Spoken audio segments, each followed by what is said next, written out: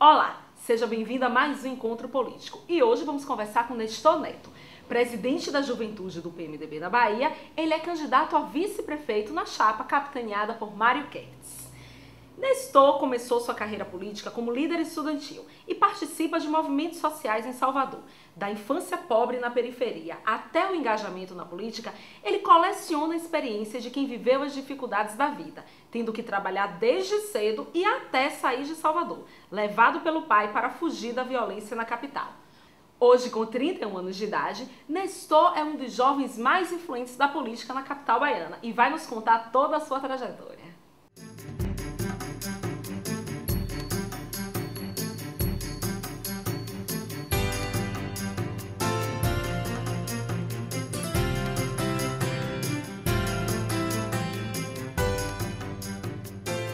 Seja bem-vindo, Nestor Neto. Obrigado, Dani, a você, ao nosso deputado federal Lúcio Vieira Lima, pela oportunidade de estar aqui no blog do Lúcio, podendo fazer uma discussão sobre política e, evidentemente, falar sobre a cidade, sobre o nosso estado. É um prazer para mim estar aqui. Nestor, você tem uma história no movimento estudantil, tendo sido um dos líderes da Revolta do Buzu, uma mobilização que ganhou o noticiário nacional. Conta mais pra gente. Olha, a Revolta do Buzu foi um grande ato social que ocorreu em 2003, inclusive essa semana completou 9 anos de existência da Revolta do Buzu e demonstrou que os estudantes de Salvador são estudantes aguerridos e politizados. Claro, é evidente que naquele momento a luta às ruas era para garantir um direito dos estudantes, que era a questão do pagamento de um valor real da tarifa que pudesse incluir a todos. É evidente que aproveitamos aquele momento para incluir diversas bandeiras, como o uso da minha passagem o ano inteiro, como a questão da reconstrução do Conselho Municipal de Transporte, para que a partir do Conselho pudesse ser o palco do debate, não mais as ruas, impedindo que a população pudesse deslocar o direito de ir e vir. Então foi um grande movimento social que permitiu que os estudantes, tanto da escola pública, escola privada, da universidade, pudessem se irmanar em defesa de algo muito comum. E a população pôde perceber que a luta conjunta dá um resultado positivo, um resultado que gerou desdobramento político em diversas camadas sociais, sendo assim um movimento que acabou tendo uma reverberação nacional e que impulsionou diversos outros estudantes, inclusive da França, a fazer um movimento recente em defesa do emprego da juventude e em outras questões. Então, acho que esse movimento é um movimento exemplo para todos nós. Nós que tivemos a oportunidade de ser um dos idealizadores e ter sido um dos grandes líderes daquele movimento, a gente pode perceber na construção daquele movimento que a sociedade, quando se une em defesa de algo comum, ela vence, ela consegue pautar os seus caminhos e, sobretudo, alcançar os seus resultados. Ainda sobre essa questão, temos percebido um enfraquecimento do movimento estudantil em Salvador. Como é que você tem percebido isso? Olha, naquele momento havia diversas tendências no movimento estudantil. Você tinha um movimento independente que eu liderava, com quase 200 grêmios, você tinha um movimento de esquerda, PT, PCdoB, PSB, o MR8 e outros segmentos, e você tinha um grupo que era um movimento anarquista. Então a disputa era interna e constante nos DA, no DCE, nos grêmios estudantis, e isso promovia um debate acalorado no processo do movimento estudantil. A partir da Revolta do Buzu, quando a gente assumiu a ABS, começou a ter um problema interno de disputa, não do movimento em si, mas de quem de fato poderia representar ou não o movimento. E aí o movimento começa a ter um declínio, notadamente a partir da eleição do governo Lula, onde o movimento sindical, o movimento estudantil passa, ao invés de defender a sociedade e levar os seus anseios para o governo Lula poder ser esse grande articulador dos problemas, dos anseios, eles passam a defender o governo. Notadamente, o mensalão, ele determina ali quem defenderia o governo e quem defenderia a população. A gente já, evidentemente, naquele momento, nas fileiras do PMDB, como presidente da juventude do PMDB, a gente passa a pautar o movimento social em defesa da sociedade e não mais em defesa do governo. Então o movimento social começa a ter um declínio, porque o PT, o PSB, o PCdoB, algumas tendências de esquerda, passam a ocupar o governo e a esquecer o movimento social. Então as pessoas deixaram de ocupar as ruas e passaram a ocupar os gabinetes, os ar-condicionados. Então o movimento social começa a entrar em declínio, que evidentemente isso repercutiu no dia de hoje. Sem contar que os estudantes passaram a se mobilizar, não mais a partir das salas de aula, não mais a partir dos debates que ocorriam todas as sexta-feiras em cada escola, em cada universidade, e passaram a se mobilizar também na rede social. Então as pessoas passaram a discutir a partir de temas que eram incutidos na rede social e não mais nas ruas, não mais nos centros acadêmicos. Houve uma nova modalidade de discussão política e isso gerou o esvaziamento do movimento estudantil. Então essas duas questões foram fundamentais. O início do governo de esquerda, uma nova dimensão política e, evidentemente, a rede social ela acaba ocupando uma parcela de atenção dos estudantes que passaram a se mobilizar a partir da rede, não mais a partir das ruas, de ideais, de DCE, de Grêmio. E esse declínio é notório. A gente percebe hoje, pouquíssimas escolas em Salvador têm um Grêmio estudantil. Os DAs, os DCEs das universidades, você ainda encontra na UFB, na UNEB, na Católica, mas nas demais universidades isso está virando museu, relíquia. E nesse cenário que você nos relata, como se deu a escolha pelo PMDB? Olha, a escolha minha pelo PMDB se deu a partir do partido. O partido que sempre lutou em defesa da democracia, o partido que liderou a sociedade brasileira no combate à ditadura militar, abrigou todos os partidos políticos de esquerda, de centro-esquerda.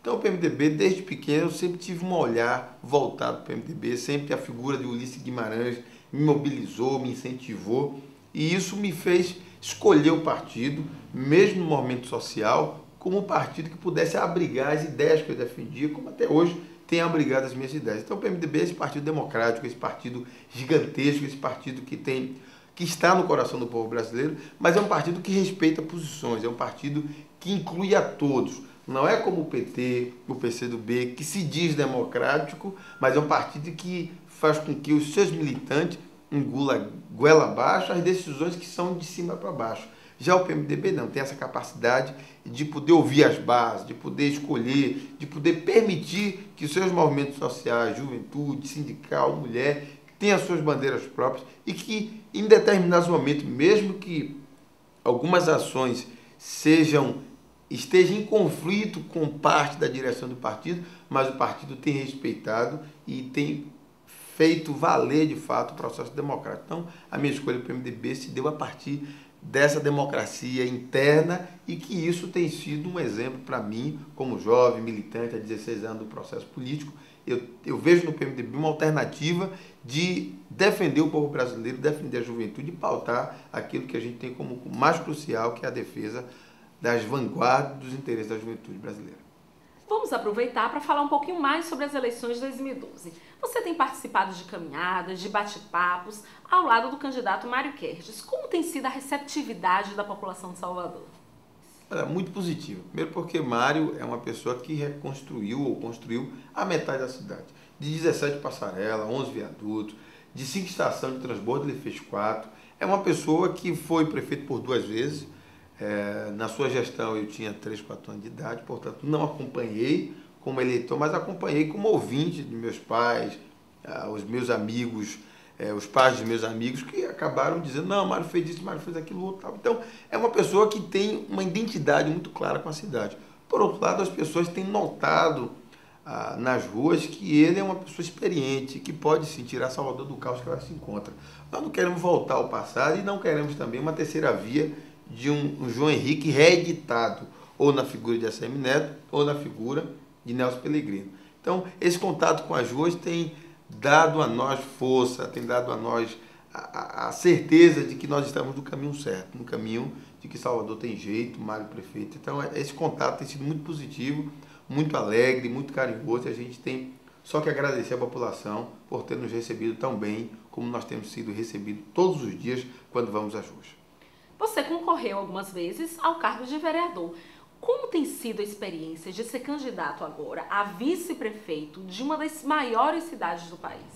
Olha, é uma eleição totalmente distinta. Eu já disputei 2 eleições para vereador, mas não tem nem comparação. Primeiro que um vereador, ele articula a sua linha e a sua luta política a partir dos seus redutos.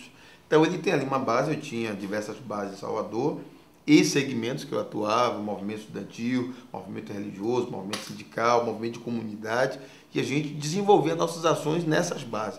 Uma eleição majoritária, você discute a cidade, você discute com todo o segmento da cidade, com todos os movimentos. Então você tem uma eleição que tem uma grandeza de experiência, de aprendizado, de mudança, às vezes até de pensamento. Às vezes a gente tinha uma noção, uma visão numa candidatura proporcional, quando a gente chega numa candidatura majoritária, a gente percebe que o encaminhamento é outro. Então, para mim tem sido uma experiência riquíssima, um aprendizado. Eu tenho aprendido todos os dias ao lado do Mário Kertz e aprendido com as pessoas de que a nossa cidade é uma cidade que ela é linda, ela é maravilhosa, ela é uma cidade que oferece a todos nós, soteropolitanos, a capacidade de sonhar. Claro e evidente que essa capacidade de sonhar, durante os últimos 3 anos da administração atual, deixou um pouco embaçada, mas que Mário está vindo aí para poder dar uma nova alegria, um novo rumo, dignidade às pessoas. E a gente tem percebido nessa administração e nessa vontade de fazer Salvador a cidade, a melhor capital do país, uma alternativa de vida para as pessoas, uma alternativa de mudança real. Então, para mim, tem sido uma experiência gigantesca e eu tenho aprendido muito. E vou levar isso para a vida e com uma clareza e o carinho de que nós podemos, sim, construir a cidade que nós queremos a partir do seu voto, a partir da sua crença. Acredite, Salvador tem jeito. Mário Prefeito. E quem quiser saber mais sobre a campanha, pode acompanhar através do site e das redes sociais, não é? Sim, claro, é só acessar salvadortemjeito15.com.br, @NestorNeto15 e o nosso Facebook, Nestor Neto. Interaja com a gente, converse, nós estamos 24 horas no ar para discutir, ouvir as pessoas, responder os nossos recados, dialogar, fazer esse bate-papo interativo na internet e com toda a rede. É um prazer ter vocês conosco. Nos acesse, converse com a gente, estamos à sua disposição. Nestor, que mensagem você deixaria para os jovens internautas que estão acompanhando o programa? Eu quero dizer a vocês que, assim como eu, jovem, que sou 31 anos de idade, evangélico, militante das causas sociais há 16 anos, não se esmoreça. Às vezes as coisas acontecem a ponto da gente tentar desistir ou querer parar. Não pare, vá à luta. Faça como eu. Estou aqui aos 31 anos de idade, na posição de vice-candidato a prefeito da cidade de Salvador, mas com a grandeza, com ousadia de querer ousar mais, de sonhar mais. Salvador pode ser, sim, a melhor cidade desse país, porque aqui nasceu o Brasil, aqui é o útero desse país, esse país gigantesco, esse país que tem riquezas naturais, que tem um povo belo, que tem um povo afável, que tem um povo que acredita e que pode mudar essa nação. Então, eu quero dizer a vocês, venha com a gente, mude o seu pensamento para melhor, faça de Salvador a cidade melhor desse país. Venha conosco, Mário Prefeito, 15, no dia 7 de outubro. Nestor, muito obrigada pela participação no programa e nós do Encontro Político desejamos muito sucesso nas eleições. Eu que agradeço, Dani, a você, ao deputado federal Lúcio Vieira Lima, por essa oportunidade de estar aqui no blog do Lúcio e a você que está nos ouvindo nesse momento. Um forte abraço, que Deus abençoe a todos nós. Este foi o nosso Encontro Político de hoje, com a participação de Nestor Neto. Continue acompanhando o PMDB através das redes sociais e pelo blog do presidente do partido, o deputado federal Lúcio Vieira Lima. Até o próximo programa.